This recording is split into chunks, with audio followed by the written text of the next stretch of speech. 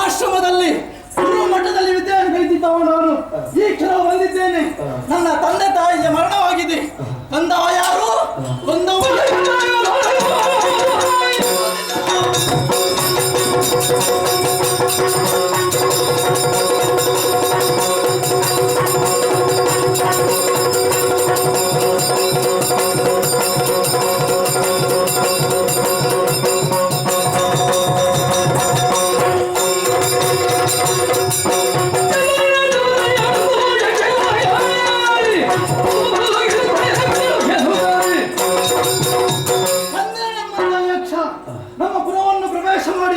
ನಮ್ಮ ಸೇನೆಯನ್ನು ಮುರಿದು ನನ್ನ ತಂದೆ ತಾಯಿಯನ್ನು ಕೊಂದು ಮುಗಿಸಿದ್ದಾನೆ.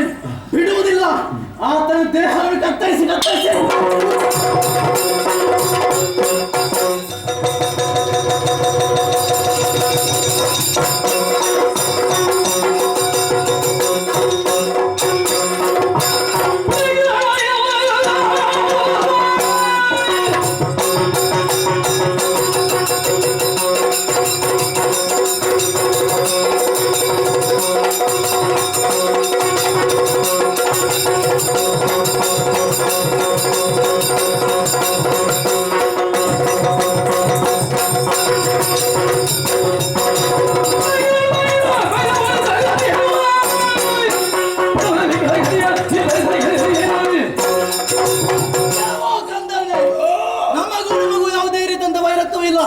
ಆದರೂ ನಮ್ಮ ಪುರವನ್ನು ಪ್ರವೇಶ ಮಾಡಿ ನಮ್ಮ ಸೇನೆಯನ್ನು ಮುರಿದು ನನ್ನ ತಂದೆ ತಾಯಿಯನ್ನು ಕೊಂದು ಮುಗಿಸಿದ್ದೇನೆ ಅಲ್ವಾ? ಈಗ ಮತ್ತೆ ಬಂದಿದ್ದೇನೆ. ಯಾರು ಗೊತ್ತೇ? ಉತ್ತಮನ ಮಗ ಔತ್ತಮ ಎಂಬುದಾಗಿ ನನ್ನ ಹೆಸರು. ಔತ್ತಮ ಬಿಡುವುದಿಲ್ಲ.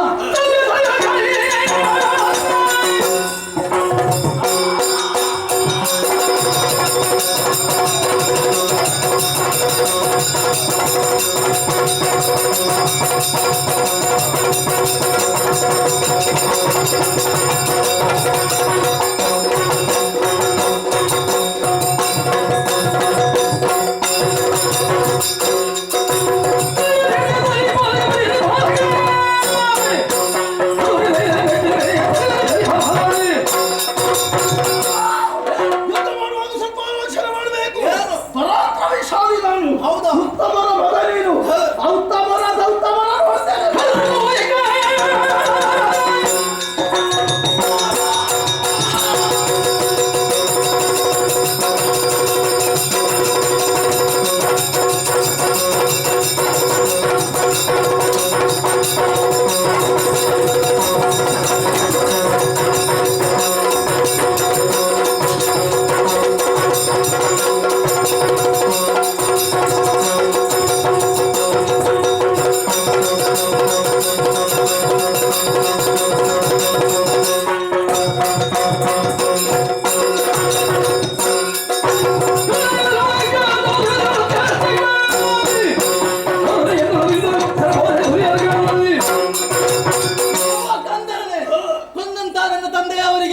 ನಿನ್ನ ದೇಹವನ್ನು ಕತ್ತರಿಸಿ ಆ ರಕ್ತದಿಂದ ತರ್ಪಣೆ ಮಾಡ್ತೇನೆ.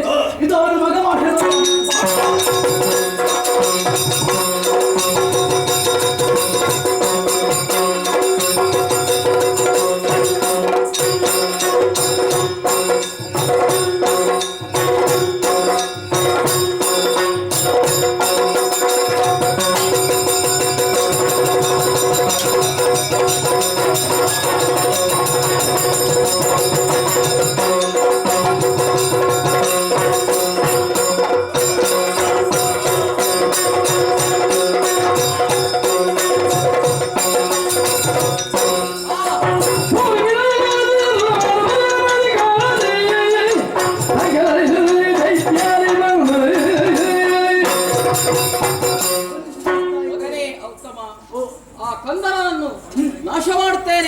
ಮುಂದುವರಿಯುತ್ತಿರುವೆಯಲ್ಲ, ಇದು ಸರಿಯಲ್ಲ.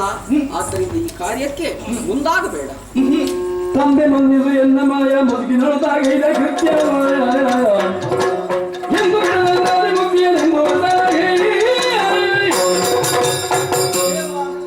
ಉದ್ದೇಶ ಇಲ್ಲದೆ ಈತನಿಗೆ ಶಿಕ್ಷಣ ಕೊಡುವುದಕ್ಕೆ ಮುಂದಾದವ ನಾನಲ್ಲ. ನನ್ನ ತಂದೆ ತಾಯಿಯ ಮರಣಕ್ಕೆ ಇವ ಕಾರಣವಾಗಿದ್ದಾನೆ. ಅದಕ್ಕಾಗಿ ಶಿಕ್ಷೆ ಎಲ್ಲಕ್ಕಾಗಿ ಹೊರಟೆ. ಆದರೆ ನೀವು ಬಂದು ತಡೆ ನಿಲ್ಲಿಸಿದ್ದೀರಿ. ಕುಮಾರ,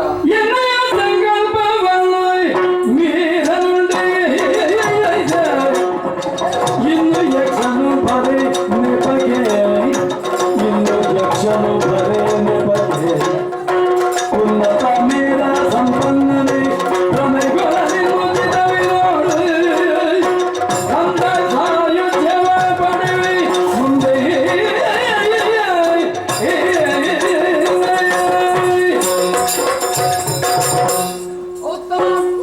ನಿನ್ನ ಮೇಧಾಶಕ್ತಿಯನ್ನು ನೀನು ಕಳಗೊಳ್ಳಬಹುದು, ಭ್ರಮೆಗೆ ಒಳಗಾಗಬಾರದು. ನಿನ್ನ ಅಯ್ಯನ ಸಾವಿಗೆ ಈ ಯಕ್ಷ ಕಾರಣನಾದ ಎನ್ನುವುದು ಕೇವಲ ನೆಪ ಮಾತ್ರ. ಮತ್ತೆ ಇದಕ್ಕೊಂದು ಉದಾಹರಣೆಯನ್ನು ಕೊಡ್ತೇನೆ. ದೇಹಕ್ಕೆ ಧರಿಸಿದಂತಹ ಬಟ್ಟೆ ಛಿದ್ರವಾದಾಗ ಅದನ್ನು ಏನು ಮಾಡಬೇಕಾಗ್ತದಪ್ಪ? ಅದನ್ನು ತೆಗೆದು ಹೊಸ ಬಟ್ಟೆಯನ್ನು ಧರಿಸ್ತಾನೆ, ಹೌದಷ್ಟೇ? ಹಾಗೆ ಆತ್ಮಕ್ಕೆ ದೇಹವೆನ್ನುವುದು ಒಂದು ಬಟ್ಟೆಯ ರೂಪದಲ್ಲಿದೆ. ದೇಹವು ಕಳೆಯಲ್ಪಡುವಂಥದ್ದು, ಆತ್ಮ ಎನ್ನುವಂಥದ್ದು ಶಾಶ್ವತವಾಗಿರುವಂಥದ್ದು. ಆತ್ಮ ನಮ್ಮನ್ನು ಸೇರ್ತದೆ, ನನ್ನ ಪರಮ ಭಕ್ತ. ಆದ್ದರಿಂದ ಉತ್ತಮ, ನಿನ್ನಯ್ಯ ನಮ್ಮ ಲೋಕವನ್ನು ಸೇರಿದ್ದಾಗಿದೆ. ಆದ್ದರಿಂದ ನೀವು ಯೋಚಿಸಿ ಮಾಡಬೇಕಾದದ್ದಿಲ್ಲ.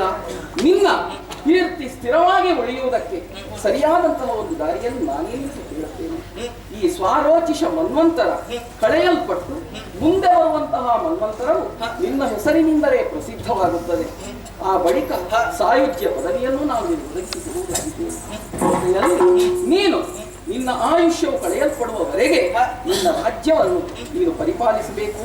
ಆದ್ದರಿಂದ ಆ ಕಾರ್ಯದತ್ತ ಮನ ಮಾಡುವೆಯಾ? ನಿಮ್ಮ ಅಜ್ಜೆಯಂತೆ ಮಾಡ್ತೇನೆ ದೇವರೇ. ಒಳ್ಳೆಯ ಕಥಾಂತರ್ಗತವಾದಂತಹ ತತ್ವದೇ ಪ್ರಸಾದವೆನಿಸಿ ನಮ್ಮ ಆರಾಧ್ಯ ದೇವರಾದಂತಹ ಮಂಜುನಾಥ ಸ್ವಾಮಿ, ಮಹಾಗಣಪತಿ, ಅಮ್ಮನವರು ಸಕಲ ಶ್ರೇಯಸ್ಸನ್ನು ಕರುಣಿಸಲಿ ಎಂದು ಪ್ರಾರ್ಥಿಸುತ್ತಾ ಕಥಾಭಾಗಕ್ಕೆ ಮಂಗಲಗೀತವನ್ನು ಹಾಡುವರೆ ಸಭಾಸದರಿಂದ ಅಪ್ಪಣೆಯನ್ನು ಬೇಡೋಣ. ಭದ್ರ ಶುಭ.